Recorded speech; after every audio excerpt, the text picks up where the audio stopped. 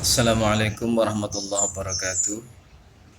Alhamdulillah kita bisa melanjutkan kembali pengajian kitab Arba'ur Rasail yang pada kesempatan kali ini kita sudah sampai halaman ke-25.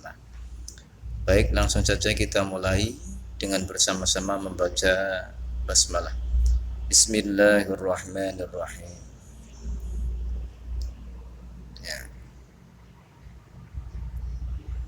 Baris ketiga ya. Bismillahirrahmanirrahim. Wa qala lan dawu sapa Abu Hurairah radhiyallahu an.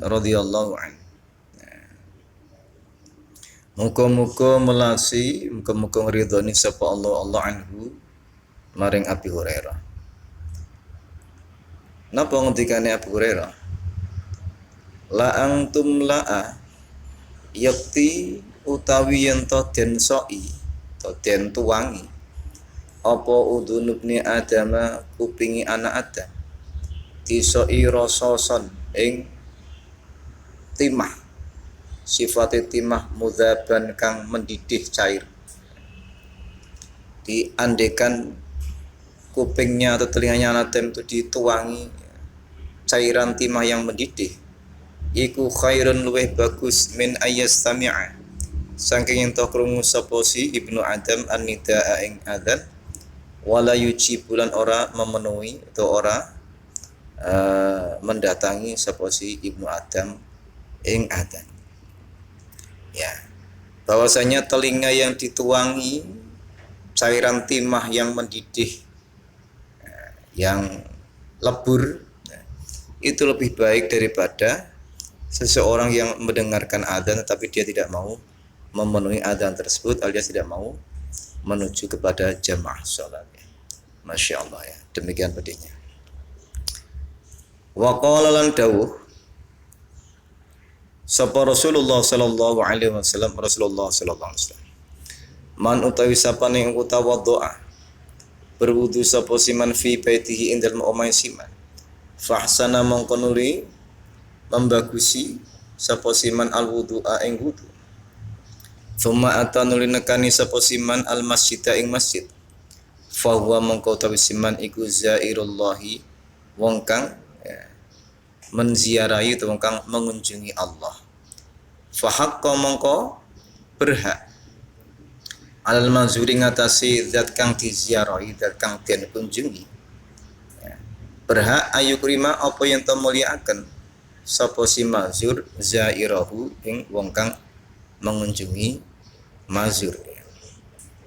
Jadi orang yang berwudu di rumahnya dia membaguskan wudunya kemudian dia pergi datang ke masjid, maka dia seakan-akan sedang berkunjung kepada Allah. Maka layalah bagi Allah, pantaslah bagi Allah zat yang dikunjungi ya untuk memuliakan tamunya atau orang-orang yang mengunjungi yang datang kepada Allah. Wa qala lan dawu sapa Rasulullah sallallahu alaihi wasallam ala adullukum ana ta ora nuduhaken sapa ingsun kum ing sira kabeh ma ing apa suwi-wiji yamhu kang lebur sapa Allah bi kelawan ma lebur al khotoya ing pira-pira dosa. Wa yarfa'u lan ngangkat sapa Allah bi kelawan ma'ad darajati ing pira-pira derajat. Rasulullah pernah bertanya kepada para sahabat, "Wahai sahabat, tidakkah aku tunjukkan kepada kalian tentang sesuatu yang mana jika engkau lakukan maka Allah akan melebur dosa-dosa ya dan Allah akan mengangkat derajat-derajat." Qalu podo menjawab sapa si sahabat, "Bala ya Rasulullah." Bala, ya benar inggih ya Rasulullah wahai Rasulullah. Qala dawu sapa Rasulullah isbaghul wudu'i utawi mayam khullah ila akhirih iku isbaghul wudu'i menyempurnakan wudu alal makarihi ing atase pira-pira perkara kang makruh. Wa kathratul khata lan ngakeh-akehaken pira-pira langkah ilal masajid maring pira-pira masjid. Wa intidharu sholati ba'da sholati lan menunggu salat ba'da sholati ing dalam sawise salat kang liya. Fadzalikum mengkono ya, menyempurnakan wudu dan seterusnya iku arribatu ribat ya, menginap di jalan Allah. Rasulullah pernah bertanya kepada para sahabat, ya para sahabat, tidakkah ya aku tunjukkan kepada kalian atas segala sesuatu yang mana dengan sesuatu itu Allah melebur dosa-dosa dan mengangkat derajat-derajat? Para sahabat menjawab, ya benar Rasulullah. Rasulullah kemudian bersabda, yaitu satu, menyempurnakan wudu dari hal-hal yang makruh. Jadi menyempurnakan wudu dari hal yang makruh itu ya, diberikan keutamaan oleh Allah, menghapus dosa-dosa dan meninggikan derajat. Yang kedua, kasratul khuta ilal masajid, memperbanyak langkah ke masjid. Ya. Maksudnya ini lambang semangat ya. Lambang sebuah semangat dan lambang kecintaan kepada masjid ya. Bukan berarti nanti jalannya pelan-pelan, jangkahnya, langkahnya diperbanyak malah nggak sampai ke masjid ya. Kemudian yang ketiga, intidharus sholati ba'da sholat, menanti sholat setelah datangnya sholat yang lain. Artinya adalah kerinduan untuk menjalankan sholat demi sholat berikutnya ya. Semangat untuk melaksanakan sholat. Nah kesemuanya itu ya, ketiga hal itu, itulah yang disebut Rasulullah sebagai ar-ribat ya. Ar-ribat itu yakni menginap, berperang di jalan Allah. Seperti dia ya dalam keadaan menginap dalam berperang di jalan Allah. Wa qala lan Rasulullah sallallahu alaihi wasallam, isbaghul wudu'i utawi menyempurnakan wudu alal makarih ing atas pira-pira perkara kang makruh. Wa i'malul aqdami lan nglangkahaken pira-pira telapak kaki ilal masajid maring pira-pira masjid. Wa intidharu sholati lan menunggu salat ba'da sholati sawise salat kang liya iku yaghsilu ya, mencuci ya, apa mau isbaghul wudu ila akhir mau mencuci al khotoya ya, ing pira-pira dosa, ing pira-pira kesalahan, uslan kelawan benar-benar mencuci. Ya ini hampir sama pemahamannya pada hadis di atasnya, yakni menyempurnakan wudu dari hal-hal yang makruh ya, melangkahkan kaki ke masjid ya, menunggu sholat setelah datangnya sholat yang lain ya, itu mencuci, membersihkan dosa-dosa dengan benar-benar bersih ya, dengan benar-benar bersih. Wa qala lan dawu sapa Rasulullah sallallahu alaihi wasallam, man utai sapa namiku ghada berpagi-pagi sapa siman ilal masjid maring masjid, waroha lan pergi atau lan menuju sapa siman maring masjid, a'adda mongko nyawisaken sapa Allahu Allah lahu kanggone siman nuzulan ing suci tempat fil jannati ing dalem swarga. Kullama ghada semangsane berpagi-pagi sapa siman warohalan pergi utawa lunga sapa siman maring masjid. Jadi barang siapa yang berpagi-pagi alias berawal waktu ya, dia pergi pada awal waktu ke masjid ya, dan dia menuju masjidnya langsung, tidak mampir-mampir ya, maka Allah akan menjanjikan, menyediakan baginya tempat di surga ya, saat mana dia berawal waktu atau berpagi-pagi dan saat dia pergi langsung menuju ke masjid. Itu keutamanya orang yang datang lebih awal ke masjid dan fokus ke masjid, tidak mampir kemana-mana. Jadi tujuan utamanya memang ke masjid, dia tidak mampir kemana-mana. Wajalan toko sapa Ibnu Ummi Maktum ilan Nabi sallallahu alaihi wasallam maring Kanjeng Nabi sallallahu alaihi wasallam.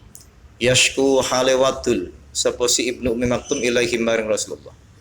Watul annahu temen sunesi Ibnu Ummi Maktum iku dharirun wong kang akeh darurate, wong kang akeh ya, madharate, wong kang akeh uzurnya, banyak halangannya.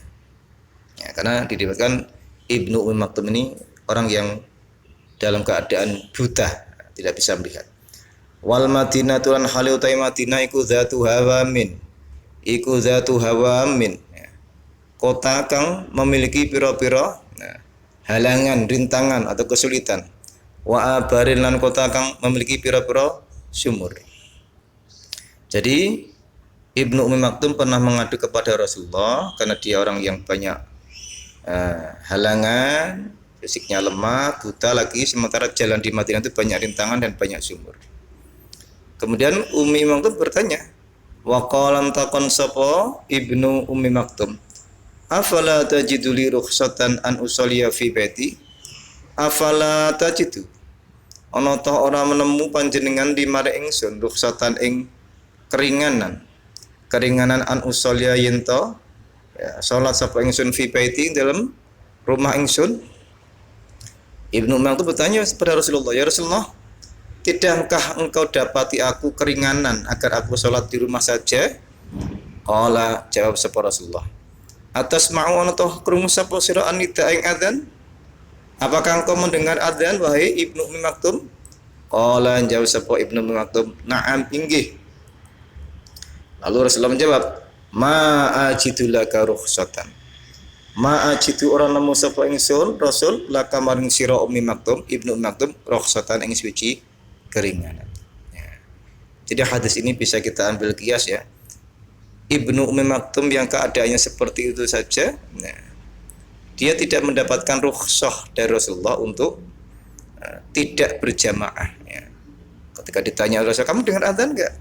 Dengar ya Rasulullah. Kalau begitu saya tidak mendapatkan keringanan bagi kamu, alias keadaan Ibnu Ummi Maktum yang buta, yang lemah, yang mana jalannya banyak rintangan itu saja oleh Rasulullah tidak diberikan rukhsah dalam hal meninggalkan sholat berjamaah. Apalagi kita yang sehat walafiat ya, yang jalannya tangkas, yang jalannya tidak ada halangan, jalan kita di kampung-kampung sudah mulus, sudah lurus ya, cor-coran ya, maka alangkah naifnya bila kita justru menguzurkan diri untuk tidak sholat berjamaah.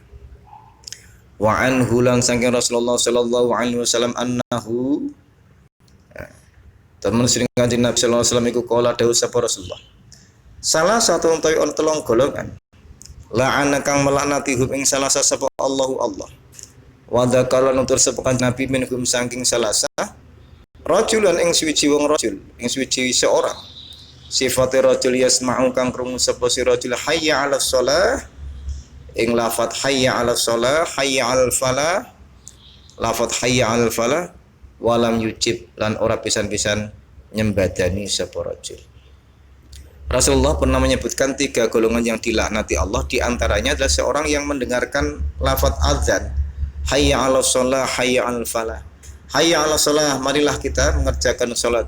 Hayya 'alal falah, marilah kita menuju kepada kebahagiaan. Tapi falam yujib, dia tidak mau memenuhi panggilan azan tersebut, alias dia tidak mau menuju tempat berjamaah salat ya, salat fardu ya. Rawahu ngriwayataken hadis sapa al-Hakim Imam Hakim. Wa qala sapa sallallahu alaihi wasallam Rasulullah sallallahu alaihi wasallam la salata ora ana salat iku maujud li jaril masjidi kanggone tanggane masjid illa fil masjidi kecuali ing dalam masjid. Jadi, tidak ada salat bagi tetangga masjid kecuali ya salatnya di masjid. Penjelasan la salat ini seperti penjelasan yang kemarin kita kaji ya, ada 2 pendapat. Ada yang menyatakan salatnya tidak sempurna kecuali dia harus salat di masjid. Kemudian pendapat yang kedua didukung oleh Ibnu Hazm, tidak sah salatnya. Dianggap dia tidak salat ya, kecuali dia salatnya di dalam masjid ya. Wallahu a'lam bishawab. Wassalamualaikum warahmatullahi wabarakatuh.